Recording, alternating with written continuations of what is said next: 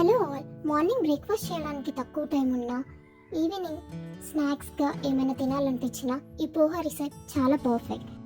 దీనికోసం మనం ఆనియన్స్ని వీడియోలో చూపిస్తున్న విధంగా సన్నగా తరిగి పెట్టుకోవాలి. తర్వాత పచ్చిమిరపకాయలు కూడా కోసి పక్కన పెట్టుకుందాం. ఇప్పుడు మనం పోహాని వాష్ చేసుకుందాం.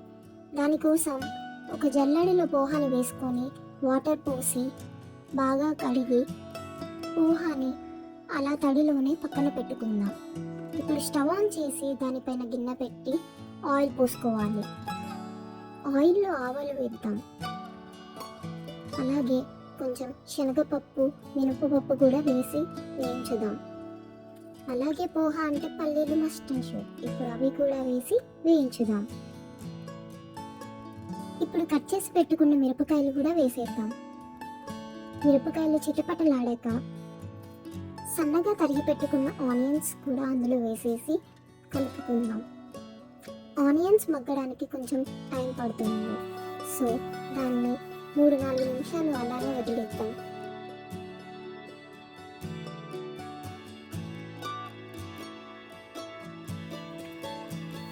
ఆనియన్స్ మగ్గడం అయిపోయాక అందులో పసుపు వేసుకొని కలుపుకుందాం.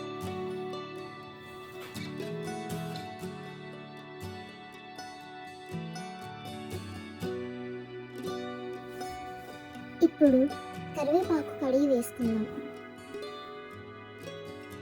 తరువాత రుచికి తగినంత ఉప్పు వేసుకొని కలుపుకోవాలి.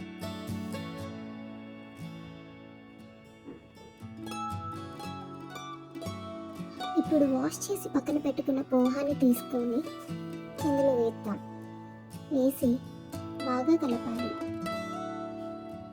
తాలింపు మొత్తం అటుకులకి బాగా పట్టేలా కలుపుకోవాలి. మన పోహా ఆల్మోస్ట్ రెడీ అయిపోవడానికి వచ్చింది. ఫైనల్గా మనం పైన గార్నిష్కి కొత్తిమీర వేసుకుందాం.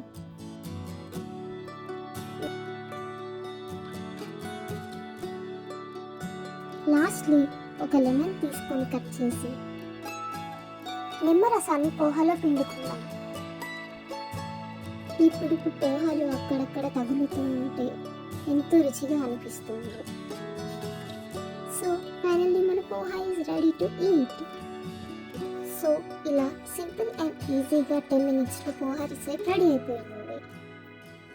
దీన్ని ఈవినింగ్ స్నాక్గా పిల్లలు చాలా ఇష్టపడి తింటారు. మార్నింగ్ మనం బ్రేక్ఫాస్ట్ చేసుకోవడానికి చాలా తక్కువ టైం ఉన్నా కానీ ఈజీగా అయిపోతుంది.